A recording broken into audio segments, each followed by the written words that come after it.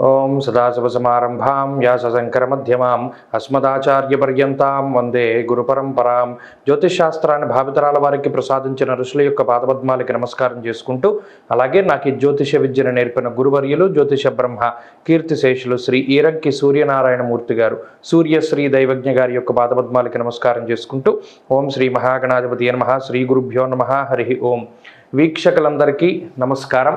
జనవరి నెల 28వ తారీఖు లగాయితూ ఫిబ్రవరి 3వ తారీఖు వరకు ఉండేటువంటి గ్రహగతుల ఆధారంగా ద్వాదశ రాశుల వారికి ఈ వారం ఏ విధమైనటువంటి శుభాశుభ ఫలితాలు కలగబోతూ ఉన్నాయో ఈ కార్యక్రమం ద్వారా తెలుసుకుందాం.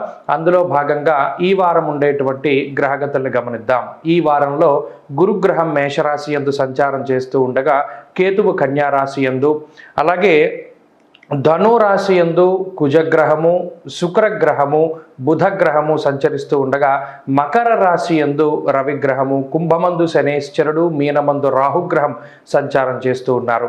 అలాగే చంద్రుడు సింహము, కన్య, తులారాశుల యందు ఈ వారంలో సంచరించబోతూ ఉన్నారు.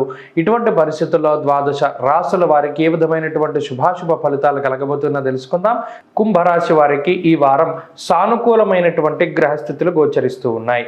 మరీ ముఖ్యంగా లాభస్థానమందు కుజగ్రహం కానీ, బుధుడు కానీ, శుక్రుడు కానీ అనుకూలిస్తూ ఉండడం, రాశికి 2వ స్థానమందు రాహు అనుకూలిస్తూ ఉండడం, చంద్రబలం ఉండడం వెరసి 5 గ్రహాల తాలూకు శుభ ఫలితాల వల్ల ఈ వారంలో కూడా అనుకున్నటువంటి పనులన్నీ కూడా సజావుగా పూర్తయ్యేటువంటి పరిస్థితులు గోచరిస్తూ ఉన్నాయి. మరీ ముఖ్యంగా కుటుంబ సంబంధమైనటువంటి వ్యవహారాలు, కుటుంబ సభ్యుల్లో ఎవరికైనా శుభ కార్యక్రమాలు జరగవలసి ఉంటే ఆయా కార్యక్రమాలు దిగ్విజయంగా ముందుకు సాగుతూ ఉండడం, సంతానం అభివృద్ధి కలుగుతూ ఉండడం, వంశాభివృద్ధి జరగడం, అలాగే దూర ప్రాంత నివాసం చేసేటువంటి వారు ఎవరైతే విదేశాల్లో నివాసం ఉంటూ ఉన్నారో వారికి ఈ గ్రహస్థితి శుభ పరిణామాలను కలగజేస్తుంది. ఇల్లు కట్టుకోవడమో, ఉద్యోగంలో స్థిరత్వం ఏర్పడమో, లేదా అక్కడ ఏదైనా నివాసం ఉండడానికి తగినటువంటి ఏవో గ్రీన్ కార్డులు అవి అంటారే, అలా గుర్తింపు లభించడం లాంటి అంశాలన్నీ కూడా కుంభరాశి వారిలో కనబడుతూ ఉన్నాయి. అయినప్పటికీ వీరికి కొద్దిగా బద్ధకం ఎక్కువగా ఉంటుంది. ఎందుకంటే తేజో హానిర్ మతిర్భ్రంశః అన్నారు. జన్మశని ఉన్నప్పుడు ఎప్పటికప్పుడు వ్యసనాల మీదకి పోతూ ఉంటుంది. ఎంత క్రమశిక్షణతో ఉన్నా ఏదో ఒక చోట గతి తప్పేలా చేస్తాడు శనేశ్వరుడు. కాబట్టి జాగ్రత్తగా వ్యవహరిస్తూ ఉండాలి. సాధ్యమైనంత వరకు శనివారం చెప్పులు లేకుండా నడకను సాగిస్తూ ఉండడం ద్వారా ఏలినాటి శని యొక్క ప్రభావం నుండి బయటపడడానికి అవకాశం ఉంటుంది.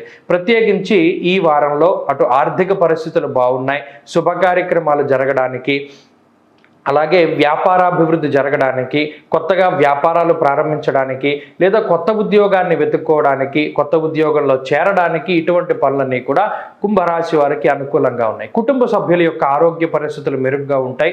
కుటుంబ సభ్యుల యొక్క సహాయ సహకారాలు లభిస్తూ ఉంటాయి. ఏదైనా ఒక కొత్త పని చేయడానికి అనుకోని విధంగా ఇంట్లో వాళ్ళు మీకు సహాయపడుతూ ఉంటారు. ఇది ఒక మానసిక ఆనందాన్ని కలగజేస్తూ ఉంటుంది.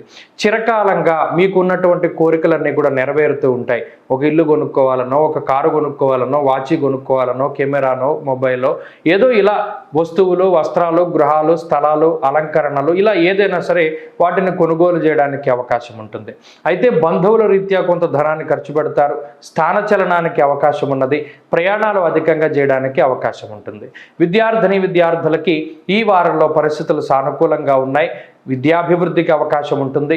అలాగే స్త్రీలకు ప్రత్యేకించి ఈ గ్రహస్థితి మానసిక ప్రశాంతతకి కారణమవుతుంది. కుంభరాశి వారి యొక్క గ్రహగతులు ఈ వారం అత్యద్భుతంగా గోచరిస్తూ ఉన్నాయి. మరింత అనుకూలమైనటువంటి ఫలితాలను సాధించడానికై ఆంజనేయ స్వామి వారి యొక్క ఆరాధన చేయడం చెప్పదగినటువంటి సూచన. ప్రత్యేకించి ఆంజనేయ అష్టోత్తర శతనామావళి స్తోత్రాన్ని పారాయణం చేస్తూ ప్రతిరోజు ఆంజనేయ స్వామి వారి సింధూరాన్ని ధారణ చేయాలి. అలాగే ఈ వారంలో కలిసొచ్చేటువంటి రోజు మంగళవారంగా చెప్పవచ్చును.